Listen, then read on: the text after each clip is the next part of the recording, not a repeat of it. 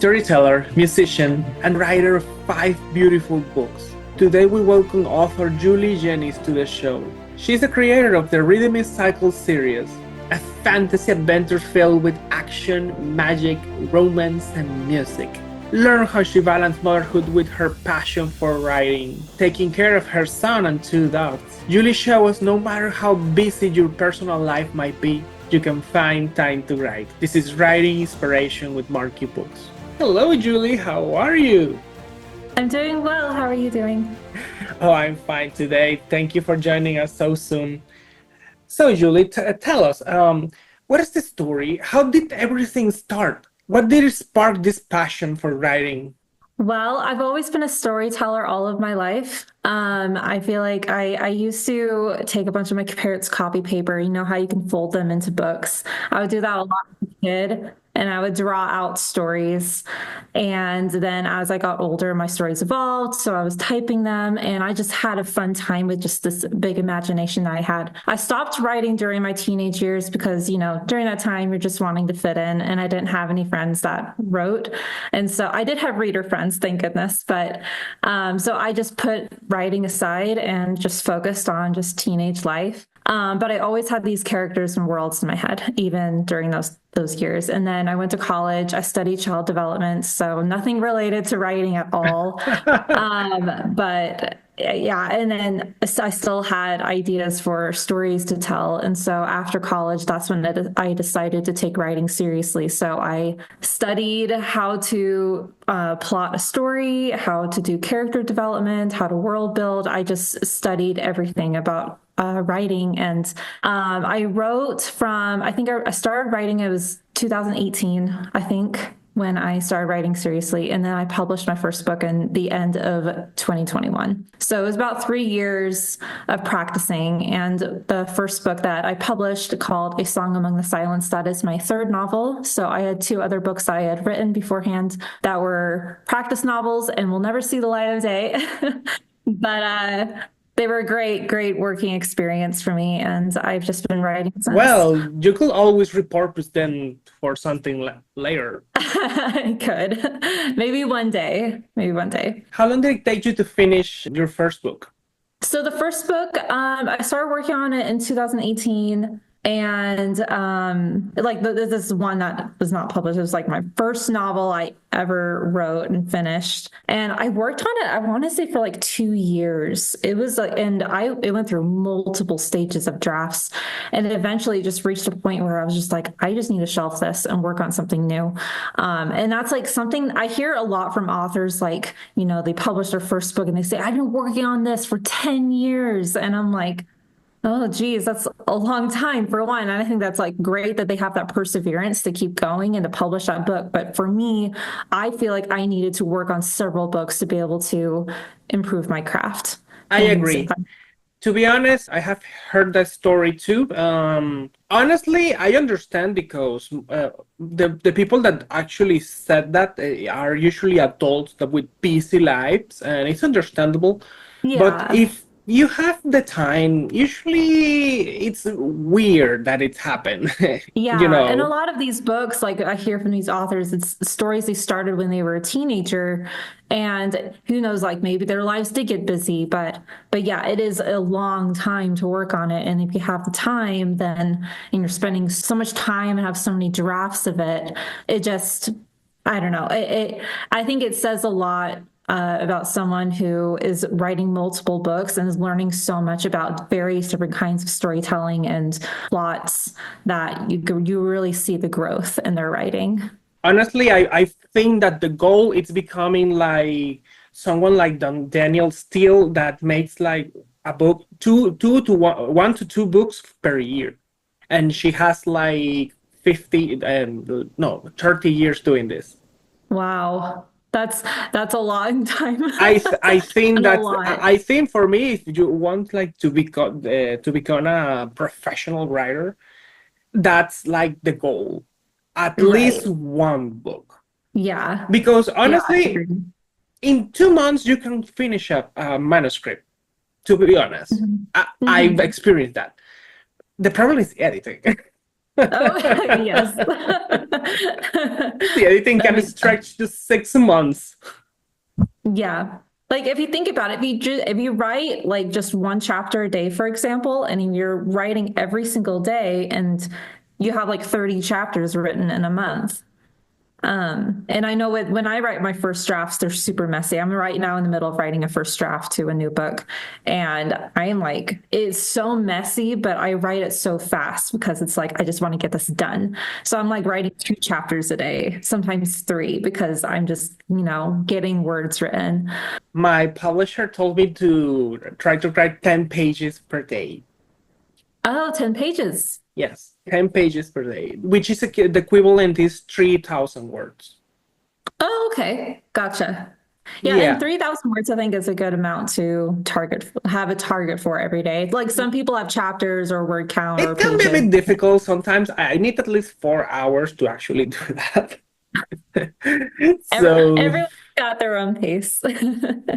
Yeah. When I revise, I go at a much slower pace, and I do that intentionally so I can just really dive deep into the story and know what to do to make it better and to fine tooth comb the sentences and the words and like make sure the structure of everything is working. So yeah, revision and edits definitely a longer time. do you use any app or something like grammar help? I just use Word. At one point I used Scrivener when I was in my early days of learning to write, and I liked it, but I just one day just transitioned to Word, and I have my own methods with outlining with on Word, and I just like it. So that's like the only program I use. Oh yeah, how is your outlining process?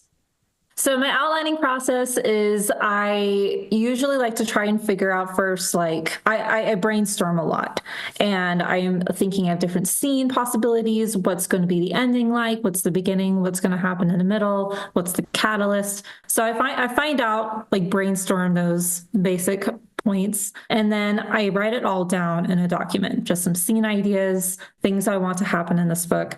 And then I make this chart going by chapters and I just plug in those scenes like it's a puzzle.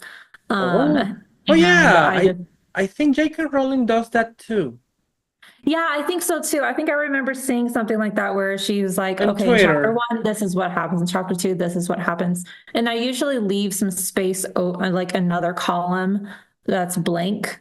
And I often will go to my outline and make changes as I'm drafting because you almost like 100% of the time, there's always going to be changes in my outline where I might cut a scene or I might move this scene here or there, or I might add something new. So that's where in my outline, I have just like a blank space for me to add in notes of changes.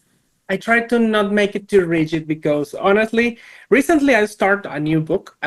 Basically, I wrote my outline yesterday. Well, I finished. I have like 1 week doing Mm. that. And then when I actually start writing, I said, you know what? Forget it. And decide to change the personality of my main character. The events Oh, are oh the same. gosh. The events are the same, but I decided to make a different personality because I just didn't felt it was right till I actually wrote it. Writing character personalities can be kind of difficult, especially if you're changing it. And if you're in the middle of drafting, you're like, oh my gosh, that would completely change the way they might talk or react. And that's a process. Yeah, but I think this change will make things more natural. Oh, good. I took some Good. advice from Stephen King. I read an essay of him talking about character descriptions, and I found it fascinating in a way. That, for example, before I always try to avoid writing characters that were like myself because I thought it was embarrassing or Oh, even unprofessional. But he said that everyone does it. And mm. some levels, everyone with different levels, but there's nothing embarrassing about that, really. Yeah. Yeah, it's so true because I feel like when I was writing my series that's now published, I feel a connection to all of them, almost like I was putting a piece of myself into each of them. So it's natural to, write a character who is like you. And I know, like, I struggle writing bully characters because I'm like, I'm not a mean person. I don't know what's mean to say. So it's hard writing a character is so different from you. But Yeah. anyway. I need to try that too someday. I haven't read a true bully character. I have grown a person like with a deep seated resentment and how they will react, but never someone that it's just mean because it's fun. Yeah. Yeah, totally. Yeah. Oh, I forgot to ask. Right now, like, are you like a full-time writer or you're doing something else? So I would say I'm more like part-time slash hobby writer. And, when I say hobby writer, some people say, well, you're published and you're making money off your books. So you wouldn't be hobby, right? And the way I interpret that as is, yes, I do have books out and I am selling books, but it's not a job. It's not a career for me. I'm not making an income, like a full income off of my books. Yeah, I will call that a part-time writer. Yeah. Yeah. So that's what I do. I just spend a couple of hours each day on my book, and then I'm also a mom, so I'm here at home with my son. And that's my life basically. Oh, that's okay. Yeah. Yeah, at least you have time to balance the two things. Yes. Oh, yes. And I'm so grateful that my husband is able to work and provide for us so then I can pursue my writing and be here at home with the family. So it's been very, very nice. Oh, Very yeah, blessed. of course. So, how long did it take you to get published, or did you self-publish? So I decided to self-publish my first book. There was when I started writing seriously, I did consider querying agents for a very long time. But I was just weighing the pros and cons of self-publishing and going traditional, and I just felt like self-publishing would allow me to have that freedom and control that I really like, and I can follow my own deadlines and be able to not feel that pressure that, trad authors could feel. I mean, I'm not opposed to potentially going trad at some point with one of my books, but I think that it was a really good experience for my first book. It took me about, I would say, a year. Like by the time I decided I'm going to self-publish, it took me about a year to get ready for that. And that involves like getting an editor and a cover designer, a marketing plan. So I went through a Bookstagram tour company to help me with my cover reveal and my release day event. And then ordering proof copies and getting that all set up on KDP, which is a process. Oh, yeah, it But is. yes. Oh, So that's yeah, I would say it took about a year to get it all set up, and yeah, it was a really good experience. oh, There so was a lot I learned. so you develop a marketing plan before start publishing. So I did join Bookstagram in 2019, and so I was just a book influencer for a couple of years before I published my first book. So I already had developed a following on my Instagram. So it was easy in the sense of just like, oh, people already know about me and know I'm a writer and I'm going to publish a book. So that was nice. I know that there are some writers who just or join the social media or start their marketing just months before their book is about to release. And I think that there's some authors who are able to do it just fantastic. But I know for me and the way I market my books, I'm grateful I already had that established following before I published my first book. Yeah, actually, I was told the same by my publisher before to try on the social media.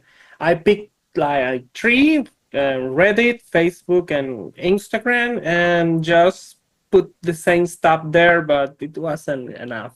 Yeah, I don't know. Social media is a very tricky game to play, and I've heard from. I think there was this one class I attended. Brandon Sanderson taught it on social media marketing or just marketing your book in general. And one thing he said is to focus on one platform that you're really good at. It doesn't matter what it is, if it's Facebook or Reddit or Instagram. And Instagram is that for me. I did have a Facebook, I did have a TikTok, and I did post some content on those places, but Instagram was the place that I knew the most about. And it's the place where I had the biggest following. So I decided I'll just focus on that one place. Yeah, it was the same for me too, with Instagram. I think it's easier for books in a way. Mhm. Twitter, Yeah. it's too difficult because people just add you just because sometimes, and you don't understand Mhm. why. Yeah, I feel like Oh, Instagram feels more like a community to me. that's good to know. So, Julie, tell me a bit about your series. You mentioned that two books were like discarded, but the other three were published. Did they get published together, like as a bundle, or separate? I published them separately. So the first book was published end of 2021, so in December, and then the second book was released the next year in the summer. Then the next books were released just a year after each other. So I would say it was like I had one new book published every year. So I got to experience that kind of release schedule of one book a year. I would like to, like with my feature books, I am going to try to do more of a fast release and just see what the difference is. And then just from there, decide which release schedule works best for me. So, Right. Yeah, I get it. Thought my publisher told me to like finish the series and send all together, or at least half. yeah. Yeah. I feel like doing a fast release, just releasing them all in close proximity to each other is really nice for those readers who, just want the next book really fast. And when you're waiting a long period of time, there is that potential to lose those readers since, there's so many other books out there to pick up and the market's very Actually, saturated. I kind of like I want to try the J.K. Rowling thing. She published the first four books of Harry Potter, and then year after year she finished the series with Oh, one. interesting. I Mm-hmm. didn't know she did a release schedule like that. Yeah, I remember because when Harry Potter first was published, my mother bought the four books together. Interesting. Okay. I know when my mom discovered Harry Potter, I think it was right after the fourth book was released. But yeah, that's really interesting. I didn't know that. Yeah. So, can you tell me a bit about your series? Yes, I can. So the first book, I like to say that the whole series is kind of like The Legend of Zelda: Ocarina of Time meets Oh, Narnia. So if you like those two things, I know that's really specific, but it's funny because like after I published the series, that's when I realized how similar Ocarina of Time is to my books, and I was like, okay, this is interesting. I'm going to use it as like a comp.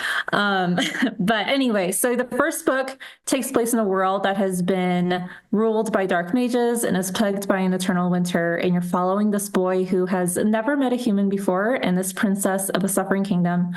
And the two of them team up to get rid of the eternal winter while fulfilling their bargains to a dark mage. So that's the premise of the first book. And then it moves on into this grander battle between these, what I call rhythmists, who are these magic people who wield their magic through music against these dark mages who are currently ruling over the world. And so, yeah, you're just following a big cast of characters who are just in this war against them to restore peace back to their world. So that's the grand scheme of the entire series. So I always wanted to like write a battle music series. How do you do it? How do you make it interesting when you can't really hear those sounds? I mean, I don't know. Like before I started writing the series, I've always been a musical person during my life. I was part of choirs and, took piano for a number of years. So I have this connection to music that I love. And one day I was just sitting at the piano, just, playing a song, and I was like, there is just so much power in music. And that was the idea that sparked, well, what if I were to write a music magic system, because if there's so much power in music, it's almost like it's magical. And so yeah, I wouldn't say that like there's any particular songs I listen to that I was just like, yeah, this helps me know like what it sounds like. But I do have like a playlist where I'd listen to a lot of songs. So I would just rely on that as inspiration. And I do have in books two and so forth, there is a I guess you could say a glossary or a list of all of the spells based on like the different music. And I describe what they all sound like. Did you write the music sheets and Oh no, add it to the I books? can't, Oh. I'm not that good. I mean, one day maybe I might like You get the might. inspiration I to would try, recommend you but to do that. Maybe ask a musician to interpret the sounds for you, and then on a special edition, you can release like the music sheets on the oh, end that would be cool. with a glossary That's a good idea. with a glossary of terms, and maybe like with the help of an illustrator, like a guide of the species, monsters, or plants, etc. of your world. Uh-huh. I think Tolkien did that when they making a guide with Oh, cool. illustrations. That's really cool. Yeah, I think so. I always wanted one of those big glossary with images for a series. It's like a Yeah. dream. I mean, even Legend of Zelda got one like 5 years ago. That would be just that was just so cool. And I don't know, maybe one day I might do that where I could ask someone to compose the music. I think that would be an absolute dream and amazing. But yeah, we'll see where life takes me with Hey, my you ring. already have a following. You can even share it on Instagram. Yeah, I The can Suns, of for course. sure. For sure. Okay. Do you have like plans to start a new series, or are you continuing this one? So this series is at an end. I do have inklings of an idea of a spinoff for it, but it's probably not going to get written for a long time because I just have so many other ideas I want to work on right now. But I do have two series that I'm currently working on. Both of them are more of the upper middle grade, like lower YA. So a bit of a lower audience than my published series. But one of them is a portal fantasy, and the other one is a dragon fantasy. So the dragon fantasy is the one I'm currently working on right now. Portal Fantasy, I wrote the first book. It's on hold right now. Portal. You just say Oh, portal. Portal Portal. fantasy? Yep. Like sci-fi portal or magical portal? Magical. Okay. Magical for sure. Okay, Yes. okay. Yeah. It's a boy from our world who gets transported into a fantasy world. So, Usually it's like that on that genre. On the mhm. sci-fi type, it's completely different. Oh yeah. And I am like a 100% fantasy writer. I do have ideas for some steampunk stories. That's probably the most sci-fi I'll ever get. Hey, I'm not a well, sci-fi you could writer. always try sci-fi versus fantasy, even. Yeah. Yeah. The mix of the two I can do. Okay. Oh, do you have any advice for like new writers starting right now?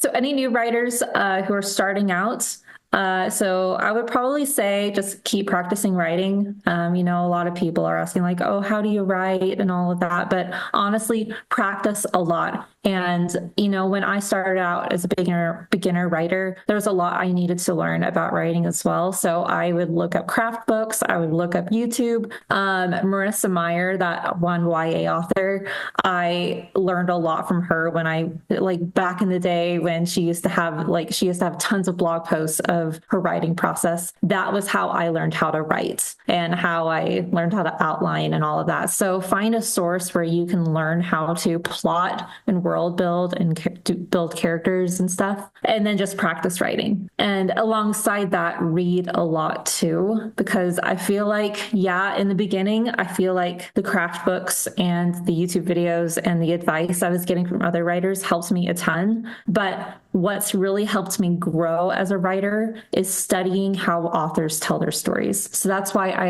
advise to read a lot alongside practicing. So practice and read a lot. And Yeah, those are my two. with the practice, you'll get your own style and avoid, copying too much of the others because that's not a Yeah. good tool.